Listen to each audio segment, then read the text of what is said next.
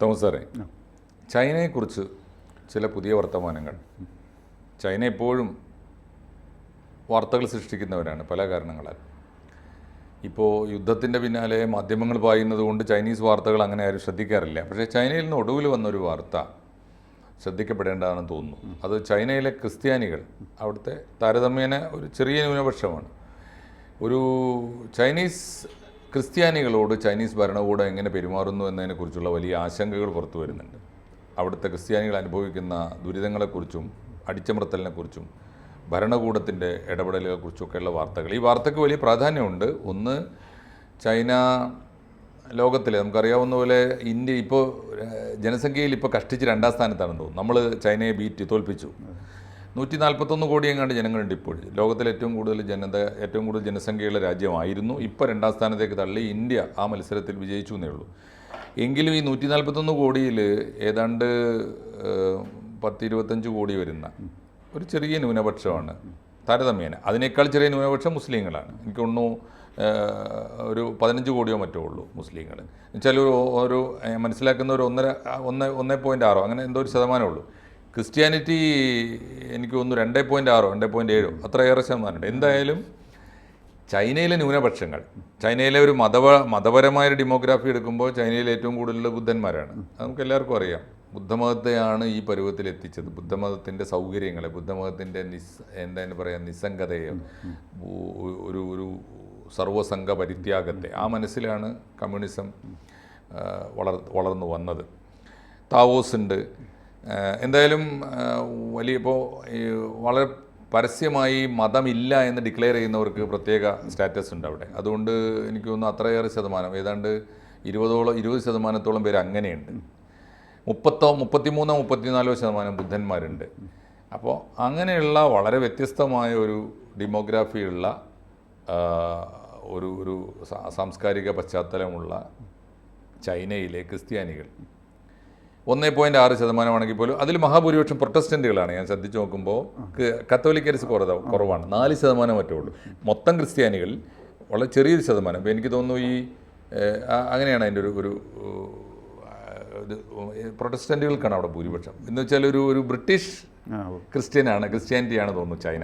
Anyway, ഇപ്പോൾ അവിടുത്തെ ഈ മുസ്ലിംസിനെതിരെ, ചൈനീസ് മുസ്ലിംസിനെതിരെ നടക്കുന്ന വലിയ അതിക്രമണത്തെക്കുറിച്ചുള്ള വാർത്തകൾ അല്ലേ? ഉറുഗ്വായ് എന്താണ്, ഉയ്ഗൂർ മുസ്ലിംസ് വലിയ വാർത്തയാണ്. ആ റീജിയനിലെ ഈ ഉയ്ഗൂർ മുസ്ലിംസിനെ അട്ടിയോടിക്കുന്നതും അടിച്ചമർത്തുന്നതുമായ വാർത്തകൾ ഇടക്കാലത്ത് മാധ്യമങ്ങൾ നിറഞ്ഞിരുന്നു. അന്നൊന്നും നമ്മൾ കണ്ടിട്ടില്ലാത്തൊരു പുതിയ വാർത്തയാണ് ഇപ്പോൾ പുറത്തു വരുന്നത്. ചൈനയിലെ ക്രിസ്ത്യാനികളോട് എങ്ങനെയാണ് ഭരണകൂടം പെരുമാറുന്നത്. അത് സംബന്ധമായി ഇപ്പോൾ ലഭ്യമായ പുതിയ വാർത്തകളെ കുറിച്ച് സാറൊന്ന് പറയും. അപ്പോൾ ഈയിടെ ചില മാറ്റങ്ങൾ വന്നു. അപ്പോൾ അത് കൂടുതൽ കണ്ടത് ആൻഹുയി, ജിയാങ്സു, ഹെബൈ എന്നീ പ്രൊവിൻസുകളിലാണ് ഈ പ്രശ്നം ഉണ്ടായത്. അവിടെ ചെന്നിട്ട് ചൈനീസ് അതോറിറ്റീസ് പറയുന്നത് പള്ളികളിൽ, അത് തിക്ലി ക്രിസ്ത്യൻ പോപ്പുലേറ്റഡ് അവിടെ കുറച്ച്, അതെ അവരുടെ ക്രിസ്ത്യൻ സ്വാധീനം കൂടുതൽ കാണിക്കുന്ന സ്ഥലങ്ങളാണ്. അപ്പോൾ അവിടെ അധികം ക്രിസ്ത്യൻ സ്വാധീനം കാണിക്കേണ്ട, കമ്മ്യൂണിസത്തിൻ്റെയും സോഷ്യലിസത്തിൻ്റെയും പിടിയിൽ നിന്നാൽ മതി, ഒതുങ്ങി നിന്നിട്ടുള്ള മതം മതി എന്നുള്ളതാണ് അവരൊരു മെസ്സേജ് കൊടുക്കുന്നത്. അതുകൊണ്ട് മതം വേണ്ട, മതം ഡോമിനേറ്റ് ചെയ്യുന്ന കണ്ടീഷൻ വേണ്ട, ഡോമിനേറ്റ് ചെയ്യാൻ പാടില്ല. അപ്പോൾ ഈ പറയുന്ന പ്രൊവിൻസുകളിൽ അവിടുത്തെ അതോറിറ്റീസ് പോയിട്ട് പറഞ്ഞിരിക്കുന്നത് പള്ളികളിൽ നിന്നും ഇനിയിപ്പോൾ ജീസസ് ക്രൈസ്റ്റിൻ്റെയും ഹോളി മേരിയുടെയും ഒന്നും ഇമേജസ് അവിടെ വേണ്ട, പോർട്രേറ്റ്സ് ഒന്നും വേണ്ട. പകരം ഷീ ജിൻപിങ്, അവിടുത്തെ പ്രസിഡന്റ് ഉണ്ടല്ലോ, ഷീ ജിൻപിങ്ങിന്റെ പടം വെച്ചാണ്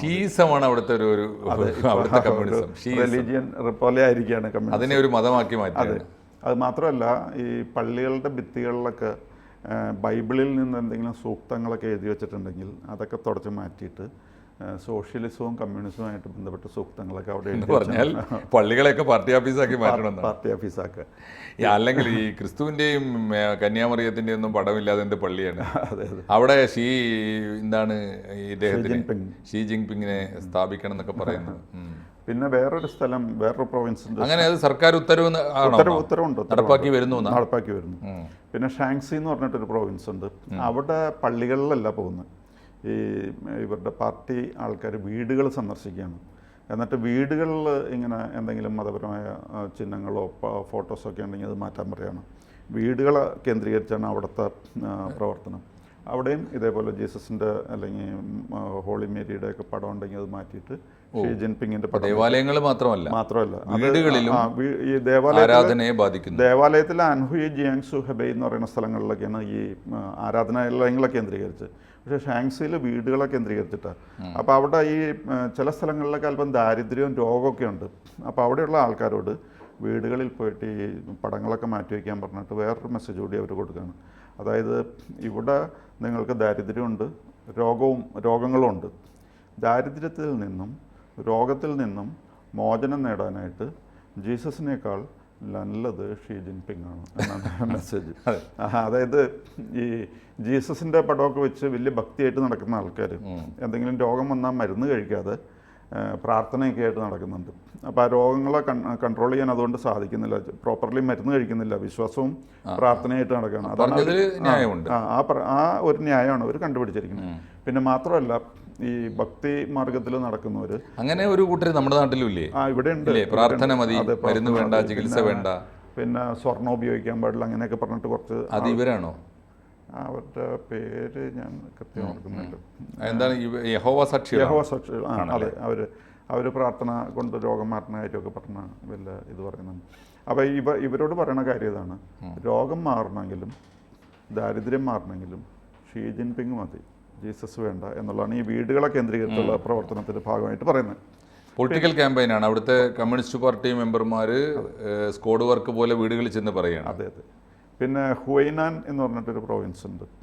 അവിടെ പോയിട്ട് പള്ളിയിൽ ഇവരുടെ ആൾക്കാർ നേരിട്ട് പോയി ബുൾഡോസറുമായിട്ട്. എന്നിട്ട് അവിടെയുള്ള ക്രോസ് വലിച്ചു മാറ്റി. എന്നിട്ട് അപ്പോൾ ഭക്തന്മാരൊക്കെ ഇടപെട്ടു, തടയാനൊക്കെ ശ്രമിച്ചു. അപ്പോൾ അവർ പറഞ്ഞു, ഞങ്ങൾ ഒരാഴ്ച മുമ്പ് നോട്ടീസ് നൽകിയാണ് നിങ്ങൾക്ക്, എന്നിട്ടും അതെടുത്ത് മാറ്റിയിട്ടില്ല. ഈ ക്രോസ് ഡിസ്മാൻഡിൽ ചെയ്ത് കളയണമെന്ന് പറഞ്ഞിട്ട് നിങ്ങൾ ചെയ്തില്ല, അതുകൊണ്ടാണ് ഞങ്ങളിപ്പോൾ വന്നേക്കണേന്ന് പറഞ്ഞാൽ അവർ ബലമായിട്ട് അതെടുത്ത് മാറ്റി. അതെ. അത് പക്ഷേ ഈ മാസ് ലിഞ്ചിങ് ആണോ അതോ സർക്കാരിൻ്റെ ഏജൻസിയാണോ? സർക്കാരിൻ്റെ ഏജൻസിയാണ്. സർക്കാരിൻ്റെ ഒഫീഷ്യൽസ്, പാർട്ടിക്കാരല്ല, ഗവൺമെന്റ് ഒഫീഷ്യൽസ് ആണ്. അപ്പോൾ ഗവൺമെന്റ് ഒഫീഷ്യൽസ് പള്ളി പൊളിച്ചു മാറ്റിയാണ്. പള്ളിയല്ല, ക്രോസ് എടുത്ത് മാറ്റി. അപ്പോൾ പള്ളി ഒരു കെട്ടിടം എന്ന നിലയിലാവാം, അതിനകത്ത് ഈ വിശ്വാസത്തിന്റെ ചിഹ്നങ്ങൾ പാടില്ല. ഇവർ പറയുന്ന പോലെ കാര്യങ്ങൾ ചെയ്താൽ മതി എന്നാണ് അവർ ഉദ്ദേശിക്കുന്നത്. അപ്പോൾ അവിടുത്തെ ക്രോസൊക്കെ ബുൾഡോസർ കൊണ്ടുപോയിട്ട് അത് എടുത്ത് മാറ്റി.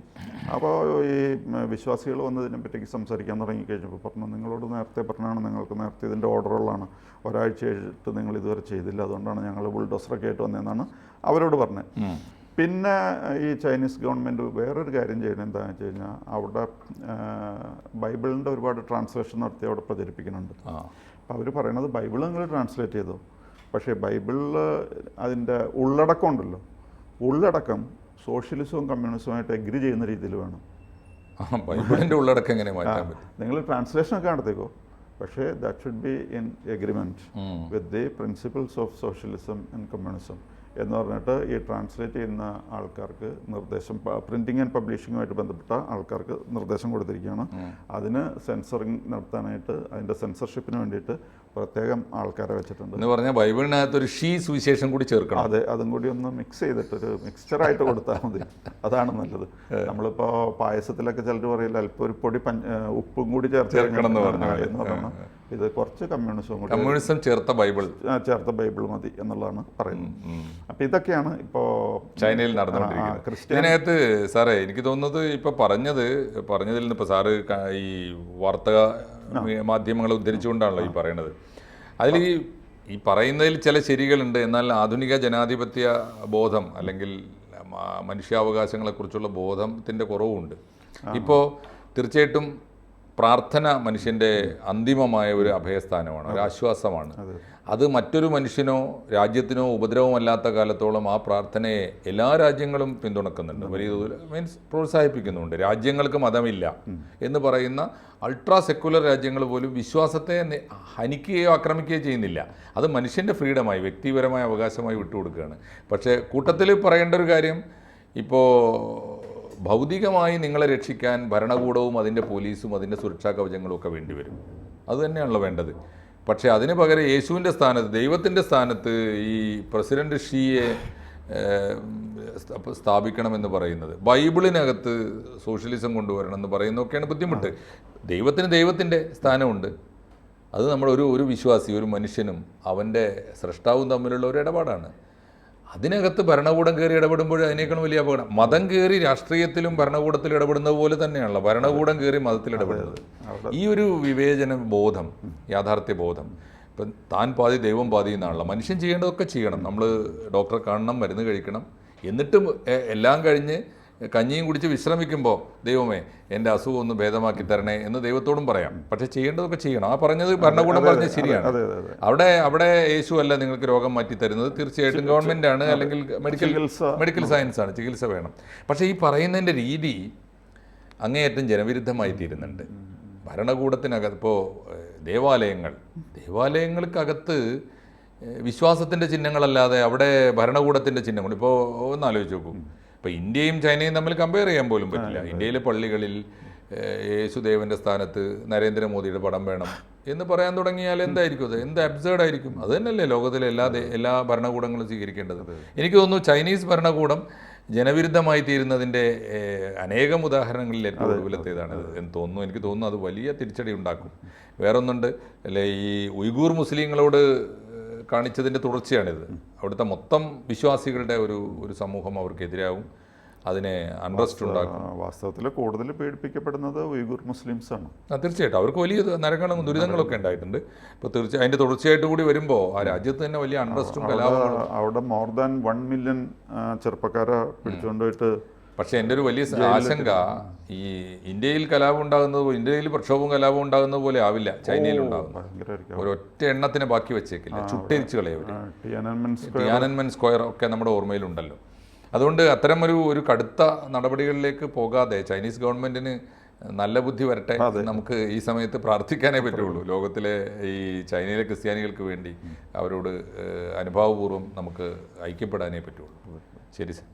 കൂടുതൽ വാർത്തകളും വിശേഷങ്ങളും നിങ്ങളിലേക്ക് എത്താൻ ABC മലയാളം സബ്സ്ക്രൈബ് ചെയ്യുക, ബെൽ ബട്ടണും അമർത്തുക.